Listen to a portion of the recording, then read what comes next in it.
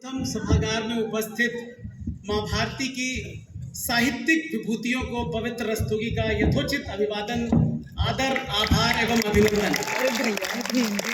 जैसा कि हम सब जानते ही हैं कि आज रैप्सोडी के अवसर पर आज इस कवि सम्मेलन का आयोजन किया गया है।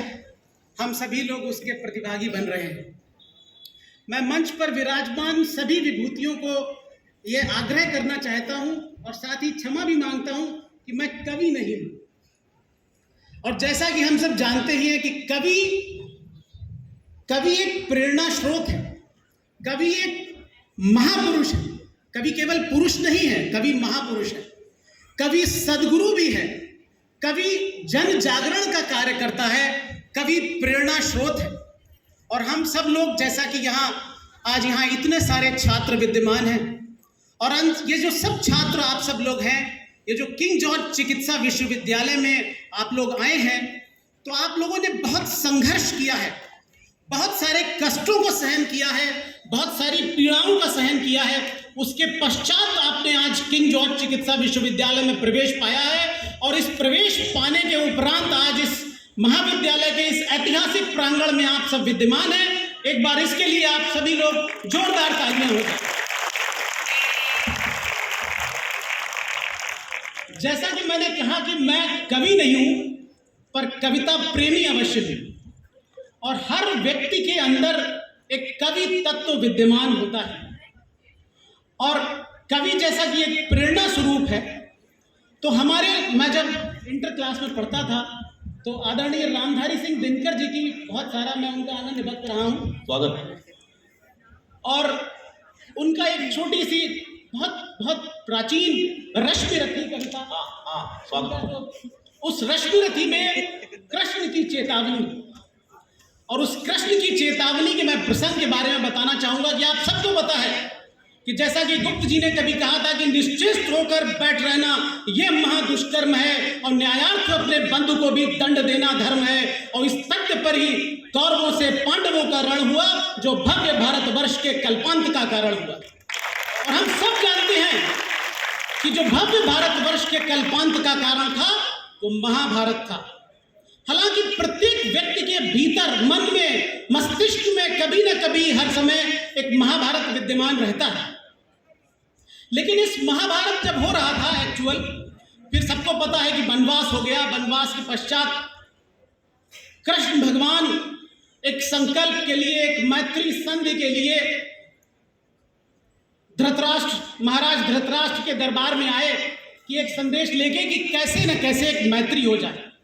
और सभी पांडव वनवास के पश्चात तो वो क्या कहते हैं आदरणीय रामधारी सिंह दिनकर जी की, वर्षों तक वन में घूम घूम, बाधा विघ्नों को चूम चूम, सहधूम घाम पानी पत्थर, पांडव आए कुछ और निखर, और सौभाग्य न सब दिन सोता है, देखें आगे क्या होता है। कहते हैं कि सौभाग्य सब दिन नहीं सोता। जब भी आप पुरुषार्थ करते हैं, कार्य करते हैं, कर्म करते हैं, संघर्ष करते हैं, तो आपका कर्म, आपका संघर्ष, आपका पुरुषार्थ आपके भाग्य को उदीयमान कर देता है। तो आओ, अवश्य सौभाग्य जीवित होता है। तो जैसा कि उन्होंने कहा कि सौभाग्य न सब दिन सोता है, देखें आगे क्या होता है। तो मैत्री की राह बताने को और सबको सुमार्ग पर लाने को और दुर्योधन को समझाने को, भीषण विध्वंस बचाने को भगवान हस्तिनापुर आए, पांडव का संदेशा लाए। और क्या कहते हैं कि दो न्याय अगर तो आधा दो, उसमें दो न्याय अगर तो आधा दो, पर इसमें भी यदि वादा हो तो दे दो केवल 5 ग्राम, रखो अपनी धरती तमाम, हम इसी में सुख से खाएंगे, परिजन पर असी न उठाएंगे। मतलब हमें केवल 5 ग्राम दे दीजिए, हम उसी में अपना सब कुछ खा पी लेंगे, लेकिन परिजन पर, अपने स्वजनों पर अस्त्र नहीं उठाएंगे। और दुर्योधन वह भी दे न सका, आशीष समाज की ले न सका, उल्टे हरि को बांधने चला, जो था असाध्य साधने चला। और जब नाश मनुष्य पर छाता है, पहले विवेक मर जाता है। कितने सुंदर शब्दों का संकलन किया है कि कहते हैं कि जब मति मारी जाती है तो आपका विवेक पहले नष्ट हो जाता है। तो सभी लोगों को कैसे अपने विवेक को काबू में रखना है, यहाँ पे ये हमें एक सीख मिलती है कि हम सब लोग कैसे अपने विवेक को, अपनी जो बुद्धि की है, बुद्धि जो ईश्वर ने हमें चेतना प्रदान की, उस चेतना का इस्तेमाल, उसका जो आवश्यक रूप है, उसे हमें कैसे प्रयोग में लाना है। अगर वो हम नहीं कर रहे हैं तो पहले, जब विवेक से पहले आपका विवेक समाप्त हो जाता है, मनुष्य के नाश होने पर विवेक नष्ट हो जाता है। और हरि ने भीषण ओंकार किया, अपना स्वरूप विस्तार किया, डगमग डगमग दिग्गज डोले, भगवान कुपित होकर बोले, जंजीर बढ़ाकर साध मुझे, हाँ दुर्योधन बांध मुझे, हाँ दुर्योधन बांध मुझे। और यह देख गगन मुझ में लय है, यह देख पवन मुझ में लय है, मुझ में विलीन झंकार सकल, मुझ में लय है संसार सकल, अमृत फूलता है मुझ में, संहार झूलता है मुझ में, बांधने मुझे तू आया है, जंजीर बड़ी क्या लाया है, यदि मुझे बांधना चाहे मन, पहले तो बांध अनंत गगन, और सूदे को साध न सकता है, वो मुझे बांध कर सकता है।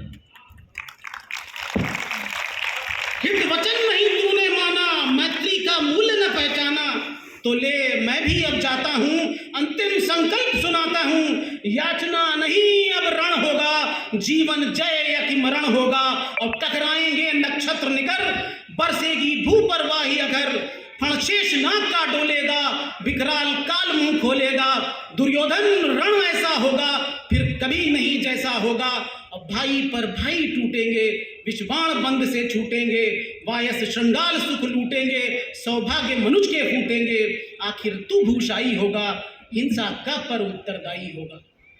बहुत अच्छा। तो रामधारी सिंह दिनकर जी की ये जो कविता है, ये हम सभी को एक प्रेरणा देती है, हम सभी को एक सीख देती है, हम सभी को एक मार्ग प्रदान करती है कि हम सभी लोग कैसे समाज के आशीष के लिए कार्य करें। हम सब लोग स्वास्थ्य के क्षेत्र में विद्यमान हैं, हम सब लोग समाज के प्रति उत्तरदायी हैं, हम सब लोग सभी के समाज के स्वास्थ्य के लिए उत्तरदायी हैं। हम सभी लोग इसी आशा के साथ कि हम आदरणीय रामधारी सिंह दिनकर जी से ये प्रेरणा लें, हम सभी छात्रों की प्रेरणा स्रोत बने। इसी के साथ अपनी वाणी को विराम देता हूँ। जय हिंद, जय भारत। बहुत अच्छा। एक बार जोरदार ताली पवित्र सूर्य जी थे। और उसी रस्म रति की 4 पंक्तियां हैं। सच है विपत्ति जब आती है, कायर को ही दहलाती है, सूरमा विचलित नहीं होते, क्षण एक धीरज नहीं खोते।